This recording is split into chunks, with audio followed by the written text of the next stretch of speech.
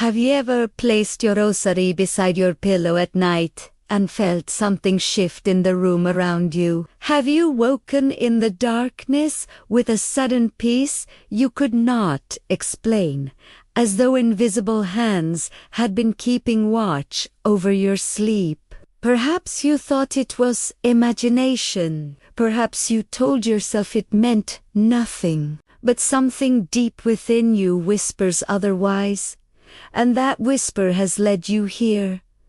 You are alone in your room tonight. The lamp casts its small circle of light across your bedside table. Your rosary lies coiled there, its beads catching the glow, the crucifix resting against the wood. You can hear the silence of the house settling around you. The air feels different when you look at those beads, heavier, warmer, as though something sacred has taken notice of your presence. You reach out and let your fingers brush the smooth surface of one bead. And in that moment, you wonder if you are truly alone, or if the veil between worlds has grown thinner in this quiet hour. This is not random. What you have felt, what has drawn you to lay your rosary beside you as you sleep, is not a superstition or an empty gesture born of fear. It is a response to a call you have been hearing for longer than you realize.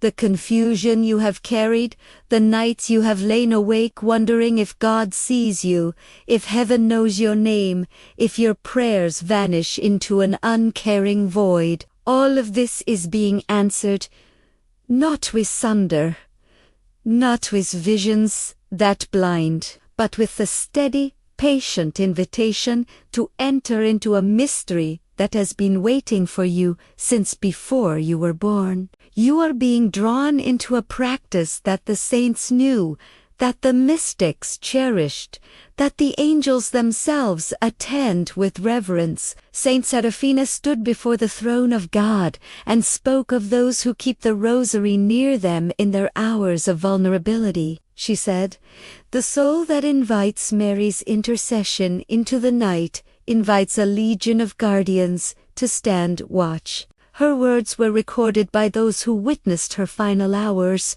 and they echo now across the centuries into your very room. Seraphina understood what happens when a human heart reaches out in the darkness. She saw what others could not see. She knew the rosary is not merely a string of beads, but a bridge between the seen and the unseen, a ladder upon which grace descends and prayers ascend. When you place your rosary beside you before sleep, you are doing what Seraphina herself did. You are opening a door. What happens in the unseen?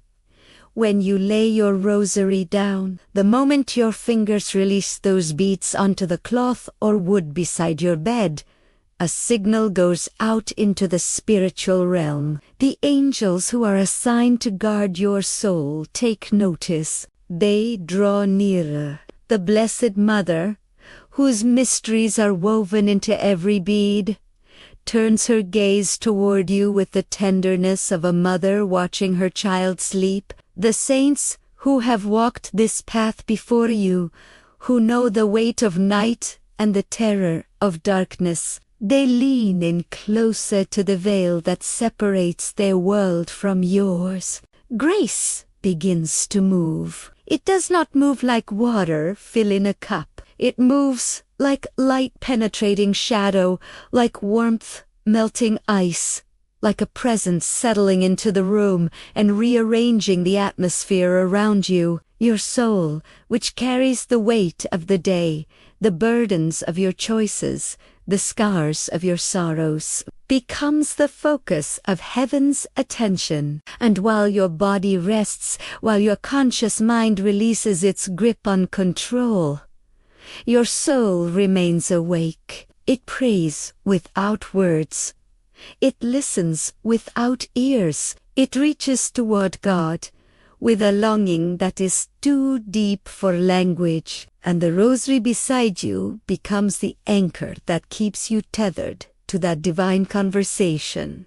You may have thought your weakness disqualified you. You may have believed that your failures, your doubts, your inability to pray as eloquently as others made you unworthy of such attention. But this is the great reversal of the kingdom of heaven. Your weakness is not an obstacle. It is the very reason you have been called. God does not choose the strong who have no need of him. He chooses the broken, the weary, the ones who collapse into bed at night and whisper, "I cannot do this alone." You are not being asked to be perfect. You are being asked to be present. To place your rosary beside you is to say, without words, "I need you. I trust you. I am here."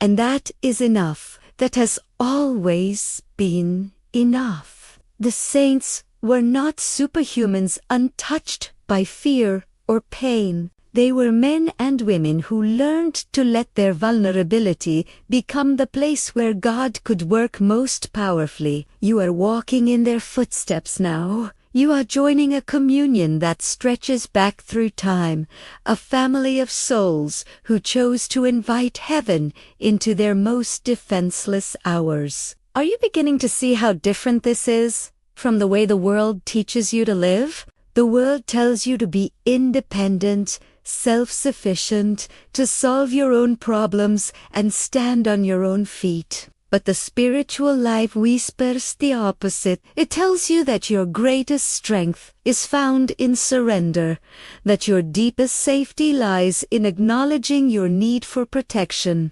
beyond yourself. When you place your rosary beside you at night, you are practicing a holy dependence. You are saying that you believe in forces you cannot see, in a love you cannot measure, in a God who does not abandon his children to the darkness. But how do you know this is truly from God, and not merely the product of your own longing or the tricks of an anxious mind? How do you discern the touch of the divine from the whispers of fear or wishful thinking? You will know by the fruit it bears in your life. If placing your rosary beside you at night brings you a peace that outlasts the morning, if it produces in you a greater capacity for patience with those who frustrate you, if it opens your heart to compassion for those you once judged, then you are touching something real. Divine encounters do not leave you inflated with pride or obsessed with yourself.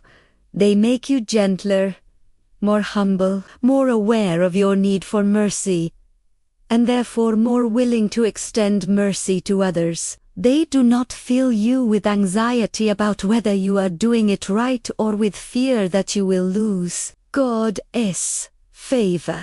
If you forget one night, true divine presence brings clarity, not confusion. It brings rest, not restlessness. It invites you deeper into love, not into the performance of rituals designed to earn approval. Pay attention to what happens in your heart over days and weeks. If you find yourself softening, if you notice moments of unexpected grace in your daily life, if you feel less alone even when no one is near, you are experiencing the fruit of authentic spiritual practice. When you feel that presence in the night, when you wake and sense that you have been held in safety, there is a prayer you can speak silently in your heart. You do not need to say it aloud. You do not need to perform it perfectly. Simply let these words form in the quiet of your mind. Mother Mary, guard my soul while I rest. That is all. 11 words. But in those words is a surrender, a trust, an invitation for intercession to continue its work. Do not treat this as magic. Do not expect that saying these words will guarantee you dreams of angels or immediate solutions to your problems. The purpose of the prayer is not to control heaven but to align your heart with heaven's movement. It is a way of saying yes to what is already being offered. You are not praying into a void. The moment you speak that prayer, even in silence, there are beings who hear, not because they are listening for your words, but because they are already present, already attentive to the cry of your soul. The intercessors, the saints who have gone before, the angels who were assigned to you before you took your first breath, they are gathered near. They see your struggle. They know the battles you fight in the night, the fears that claw at you when the lights go out, the grief that wraps around your chest and makes it hard to breathe. They are not distant observers offering pity from a safe distance. They are advocates, warriors, companions who press close to the veil and petition God on your behalf. When you invite Mary to guard your soul, you are not asking her to do something she is reluctant to do. You are simply acknowledging what she is already longing to do. She is a mother. Mothers do not need to be convinced to care for their children. They do it because love compels them. And you, whether you have felt it or not, are her child. The Rosary is her gift to you. Placing it beside you is a way of resting in her arms, while heaven does its work. Every night that you place your Rosary beside you and close your eyes in trust, you are winning a victory that no one else may see. The world will not applaud you for this. There will be no recognition, no certificates, no public acknowledgement of your faithfulness. But in the unseen realms, every act of trust is recorded. Every moment you choose to surrender your fear and rest in God's protection, a mark is made in the eternal ledger. Heaven sees. Heaven counts, heaven treasures these hidden victories more than the grand gestures that earn applause from crowds. The small acts of faith, donnés in secret with no audience but God. These are the acts that build the kingdom. You may feel insignificant. You may wonder if this small ritual matters at all in the vast scope of existence. But you are being told now, clearly and without hesitation, that it matters more than you know. The angels rejoice over each soul that turns toward God in the darkness. The saints lean forward with hope when they see a human heart choose trust over despair. And God Himself, who holds the universe in His hands, bends low to listen to the whisper of your silent prayer.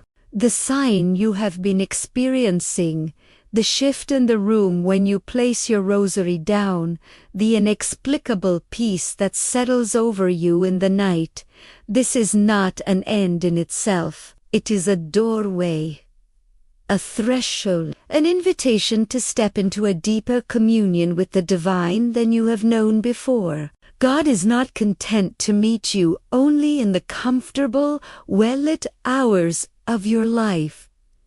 He wants access to your darkness. He wants to be present in your fear, your exhaustion, your vulnerability. He wants you to know that there is no hour of the day or night when you are outside the reach of His love. Placing your Rosary beside you before sleep is a way of practicing this truth. It is a physical act that trains your soul to remember what your mind often forgets.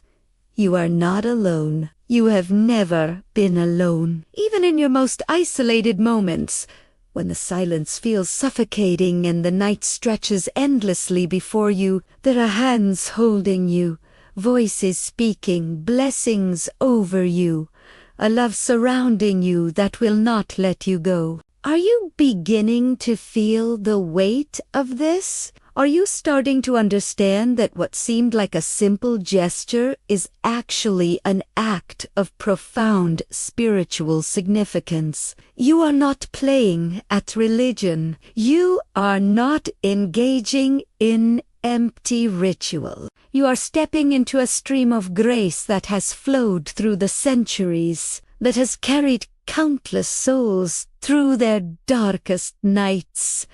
That is strong enough to carry you as well. The rosary beside your bed is a sign to heaven that you are willing to be loved, willing to be protected, willing to surrender the illusion of control and rest in the arms of a God who never sleeps, who never forgets, who never abandons his children to face the night alone. And as you continue this practice, something will begin to change in you. The transformation will be subtle at first. You may not notice it for days or even weeks, but slowly, almost imperceptibly, you will find that the fears that once consumed you no longer have the same power. The anxieties that used to keep you awake will begin to lose their grip. You will wake in the morning with a sense of having been held, even if you do not remember your dreams. You will move through your day with a quiet confidence that was not there before, and knowing deep in your bones that you are watched over, cared for, loved beyond measure. This is the fruit of inviting heaven into your night. This is what happens when you let the rosary become more than an object, when you let it become a prayer, a presence, a bridge between your world and the world that is always pressing close, but so often goes unseen. The transformation does not stop with you. When you are changed, when you are held and healed and made whole by the nightly presence of divine protection, you become a carrier of that same grace to others. You begin to notice the people around you who are struggling in their own darkness. You become more patient with the friend who calls you at midnight in tears. You become more compassionate with the stranger who is rude in the checkout line. You recognize the signs of a soul in distress because you have been there yourself, and you know what it is to be held when you could not hold yourself. You do not become a perfect person. You do not transcend your humanity or rise above the struggles of this world, but you become a conduit, a vessel through which the love you have received can flow to others. And this is the ultimate purpose of every spiritual practice, every prayer, every act of devotion, not to earn your way into heaven, not to prove your worthiness, but to be so filled with the love of God that it spills over into every relationship, every encounter, every moment of your life.